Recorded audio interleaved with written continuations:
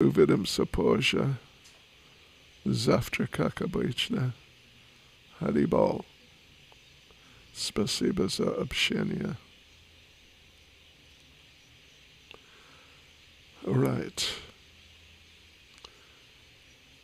Nama Om Vishnupadaya Krishna Prestaya Bhutale Shrimati Bhaktivedanta Swaminiti Namane Namaste Saraswati Devi Gauravani Pracharne Nirvishesha Shunyavadi Paschachadeshatarne Sri Krishna Chaitanya Prabhu Nityananda Sri Advaita Gadadha Shivas Adi Gaura Bhakta Vrinda Hare Krishna, Krishna Krishna, Hare Hare, Hare Rama, Rama Rama, Hare Hare.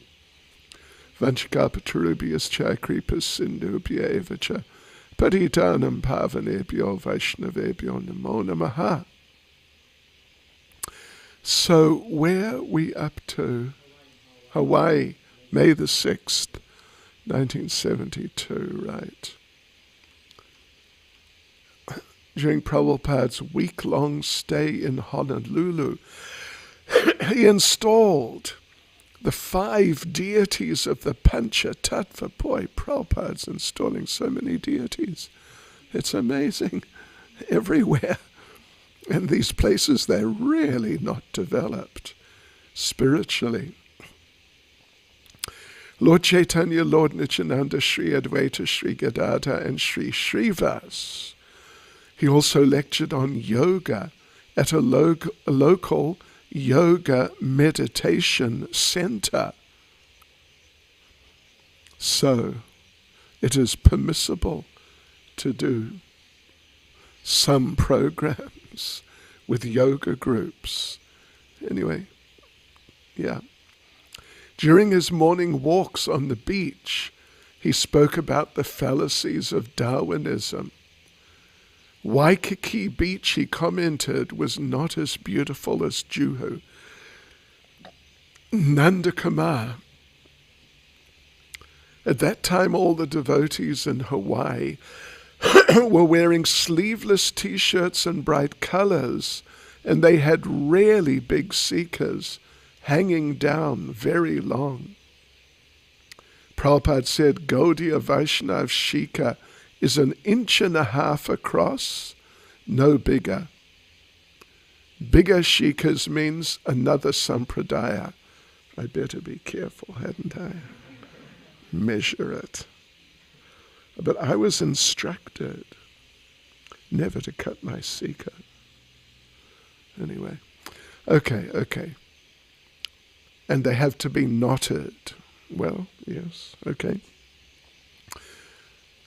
So I told everyone that, and they came back all bright and shiny with saffron shirts and proper shikas. Govinda Dasi, Prabhupada stayed at a big house on the Makapu side of Oahu, right on the ocean, a very pleasant place. In the morning, Prabhupada would walk on the beach, and when he would return from his walk, he would sit down on a wooden bench on a little rock patio. We would all sit around, and he would give a little morning lecture. Later, he would walk around and around in his room chanting.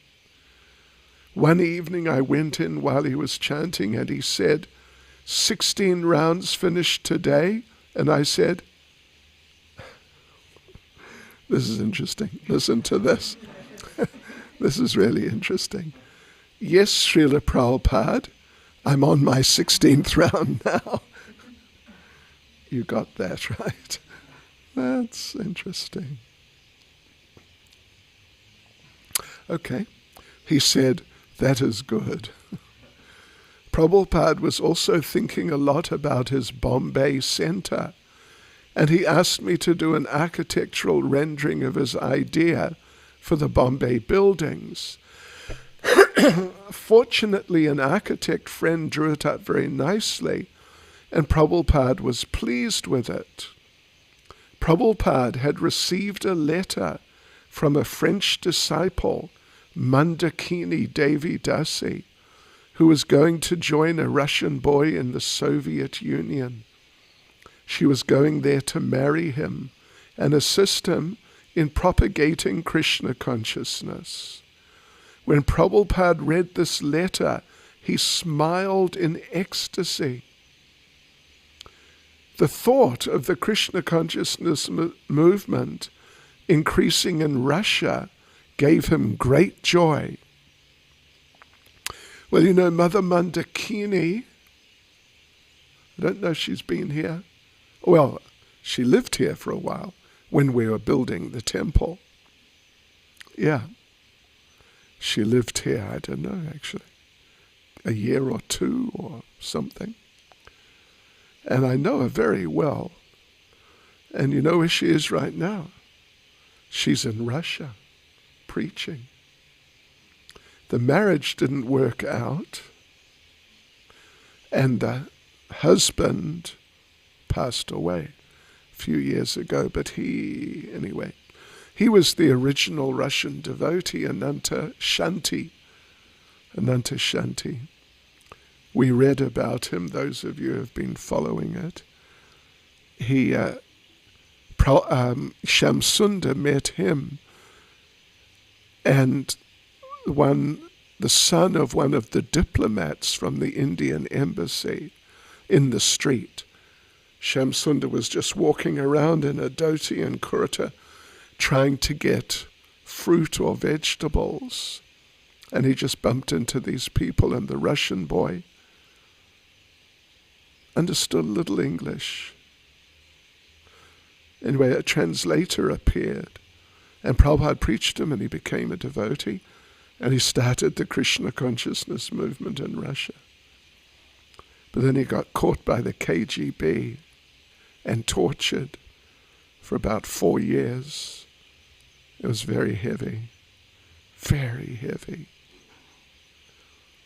And afterwards he was sort of just too, devastated by the whole experience. But anyway, Mandakini Devi Dasi, she's French. She doesn't speak any Russian, but she's preaching in Russia. Then he turned to Govinda Dasi and said, "Preach while you are young. When you're old, retire to Vrindavan and chant Hare Krishna." Okay. You're young. Young.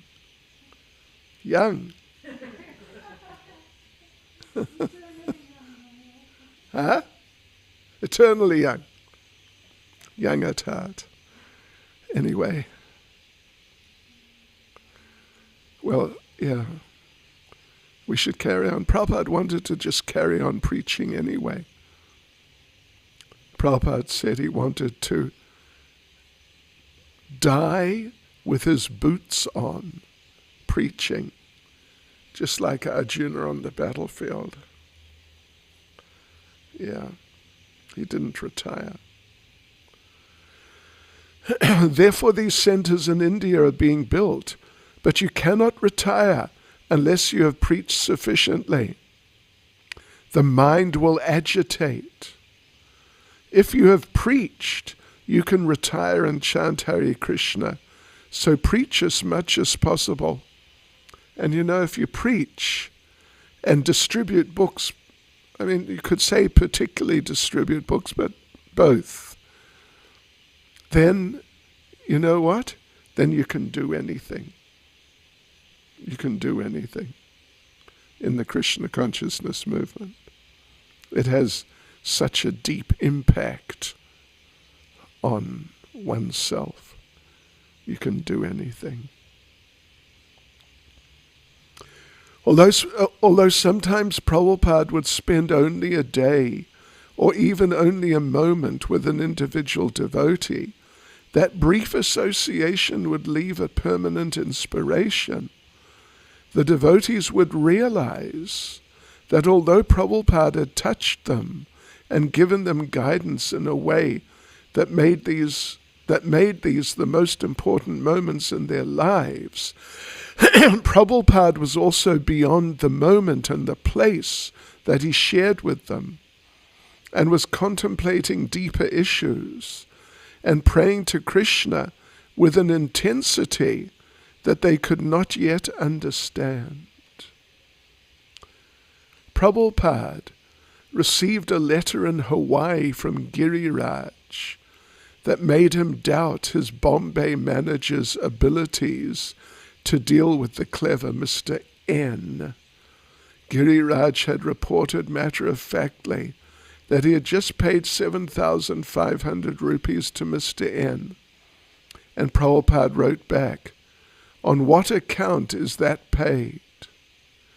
Giriraj had intended it to be an installment toward the agreed 2 lakhs per year that they were supposed to pay Mr. N after they had received the deed. But why should they be unnecessarily paying Mr. N since they still had no deed?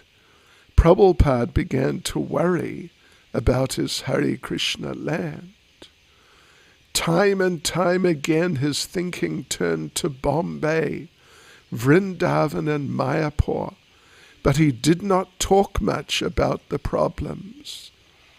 Rather, the devotees and non-devotees in each place he visited got the full blessings of his attention. While lecturing on Srimad Bhagavatam, he was in full concentration, and when he spoke privately, cultivating a guest or guiding an individual disciple, he fully gave himself.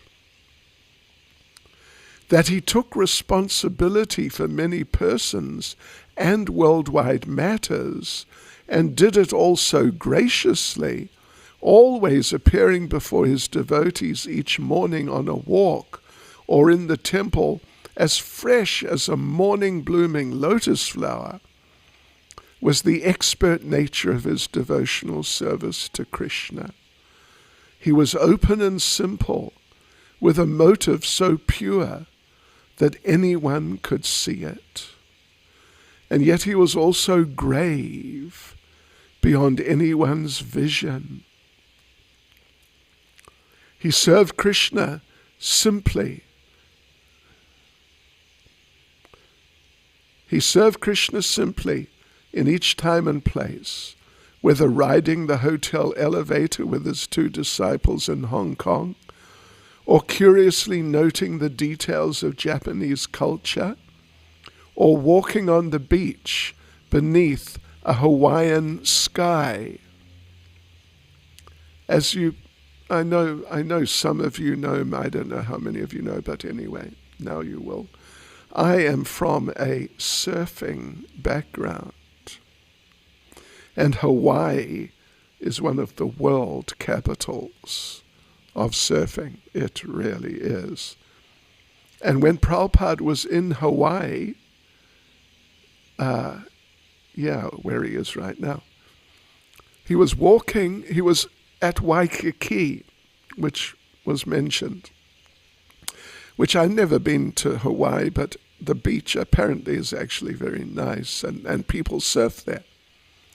And Prabhupada saw these people surfing, and Prabhupada said to the devotee with him, "What are these? Who are these people?" And the devotee said, "Srila Prabhupada, they're surfers." And Prabhupada said, "Oh, sea sufferers?" And the devotee said, No, Prabhupada, they're surfers." And Prabhupada said, "Oh, I see, sea sufferers." And having done really a lot of it, at least for I don't know what, about 5 years or something. I mean, really a lot. Eventually I dropped out completely just to surf for a while. Oh, Krishna. So I can tell you, there's a lot of suffering involved. Gosh. Particularly if a shark comes around. I was out Well, twice when sharks came, but one time shark came close. Shark came close, big shark. And I just had to get out of there. Wow. Anyway, my advice is don't bother with surfing. If you need exercise, just jog or walk or do something. Dance in kirtan. Yeah. Los Angeles, May the 18th, 1972. Word had spread that Srila Prabhupada wanted GBC secretaries to get out from behind their desks and preach. And 4 American GBC men, eager to become sannyasis, were waiting when Srila Prabhupada arrived in Los Angeles. Satsarup. Prabhupada said that because we are taking sannyas in the prime of youth, we had ample opportunity to do much more than he. He said he had taken sannyas at the fag end of life, but that, quote unquote, a little is better than nothing, unquote. Everyone laughed at the thought that we could do more than Prabhupada. One by one we went to the Vyasasan, and Prabhupada gave us our Tridandas and said, now preach, preach, preach. Immediately afterward, Prabhupada had us up in his room. We asked him if there were any special instructions. He said there were 2 restrictions in sannyas life. One was that when meeting a rich man and seeing his opulent wealth, we must not think, oh, I have given up everything, but I wish I could enjoy these things. And the other restriction was that when we see a beautiful woman, we must not think, I had a beautiful wife, and now this beautiful woman is here. I could enjoy her. In other words, do not have any regrets about having taken sannyas. Jagadish. Prabhupada had all the GBC men come to Los Angeles, where some of them took sannyas, and we discussed reapportioning preaching zones. We had one special meeting with Prabhupada. All the GBC men were sitting there in the room, and Prabhupada looked us all over. He said, are you all convinced? We just sat there. Nobody said anything for about 2 minutes. It was one of the heaviest moments of my life. Prabhupada challenging us. Are you convinced? Are you sincere? As Prabhupada spoke, his GBC disciples listened intently. As far as I am concerned, he said, I am convinced. Therefore I am pushing on. It is a fact. I am pushing on because it is fact, not fiction. That much I'm personally convinced. Whenever someone says, you believe, I say, no, I do not believe. It is fact. So you must spread your conviction by your literature, arguments, preaching, facing opposing elements. But are you convinced? If you are not convinced, then it is not good for me. The first thing is enthusiasm. Don't be dared. You have to work more than me. Anyone who has life, he can preach. And so can she. So the local president and treasurer of the temple will manage. The GBC can supervise that things are going on. But the first management is that each and every member is chanting 16 rounds and following the regulations. Otherwise, that is our spiritual strength. 16 rounds? 16 rounds? Sola mala? Hanji? Sola? Nahi? 16? 16? Huh? Yes. Yes. Marie?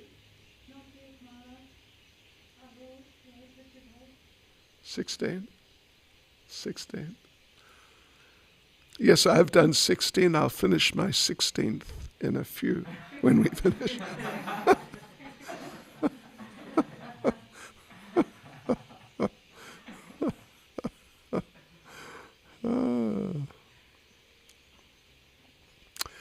Now it is in your hands. That was my plan, to give it to the Americans. But you have to be spiritually strong. Actually, ISKCON in South Africa was started by Americans. Yes. Shuddhi, you know Shuddhi? Anyway, you know Shuddhi. Oh, you don't know Shuddhi? He's been here many times. Of course, during COVID, he hasn't been here. But he'll come again.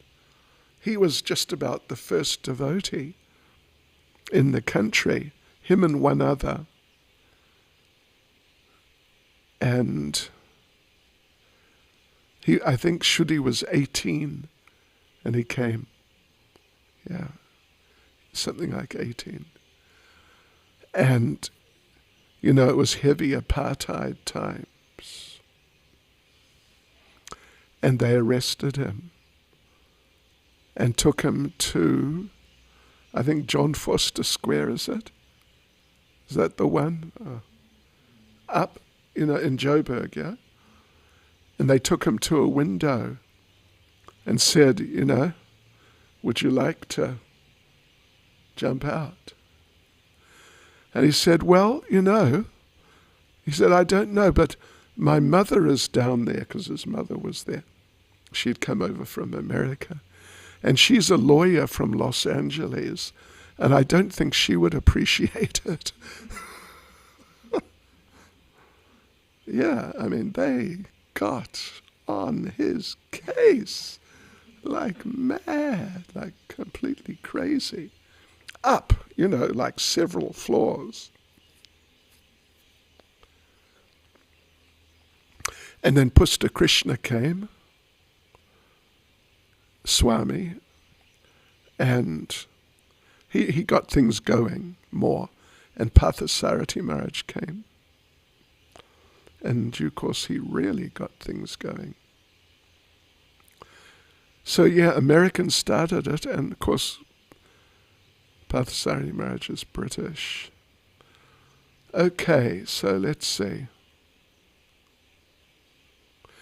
If superficially you want to be managers, it won't be good. And simply touring is not required. By traveling, you have to do something substantial to increase the society. At the time of Lenin, he had just a few men, and he took over the entire country. It is up to you to spread God consciousness. Don't be stagnant. Go and preach. Your duty is to inform them. My dear American brothers, you have so much wealth and pleasure. Use it for Krishna. If not, it will be degradation. Srila Prabhupada met with many U.S. ISKCON leaders in Los Angeles and saw the wide array of Krishna conscious activities in his Western world headquarters. He heard a new recording of Krishna bhajans performed with guitars and other Western instruments, produced at the devotee's own Golden Avatar studio, and he approved it, saying, "This is better than George Harrison." He visited the art studio where the devotees were painting illustrations for his books, and he made suggestions. And Nanga Manjari, Prabhupada was going around looking at all the different temple offices. In one office, Karanda was showing Prabhupada a new computer. Prabhupada, he said, all we have to do is type the words Rupa Goswami, and then it will automatically write everything you have ever said or written about Rupa Goswami. Prabhupada had been looking at the computer without showing much interest. But when Karanda said the name Rupa Goswami, Prabhupada raised his eyebrows and said, "Oh, yes, everything can be used in Krishna's service." Then we walked out of that office and went to the telex machine. And if you're familiar with telex, it's an older style of communication, written communication before. Anyway, yeah. It's an older style. Where you have a machine and people, you can send messages, you can type messages, people can type and send you a message. Okay. Prabhupada sat before it in the chair, and everyone stood around him while Karanda explained what the machine did. It can write a message all the way to New York, and they can send a message back immediately, Srila Prabhupada. So Karanda typed on the telex machine, "Hare Krishna, all glories to Srila Prabhupada, please respond." There was no answer. So he typed it out again, and again there was no answer. So he typed it out again, and this time he typed out, "All glories to Srila Prabhupada. Srila Prabhupada is sitting right next to the telex machine. Please respond." All of a sudden, the machine started typing out a reply. And Prabhupada was sitting there watching it. The type read, "Dear Srila Prabhupada, please accept our most humble obeisances at your lotus feet.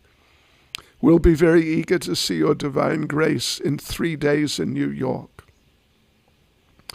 Srila Prabhupada spoke out, "Jai Hari Bol." The message from New York was signed by many devotees, and Prabhupada just smiled and said, "This is very nice." Let's see. I think we'll finish here because now Prabhupada goes into book distribution, like a whole thing about book distribution. Okay. Any comments or questions?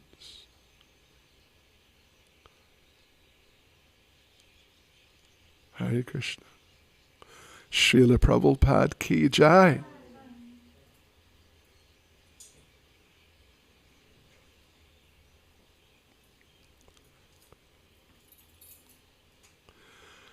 Hare Krishna, Hare Krishna,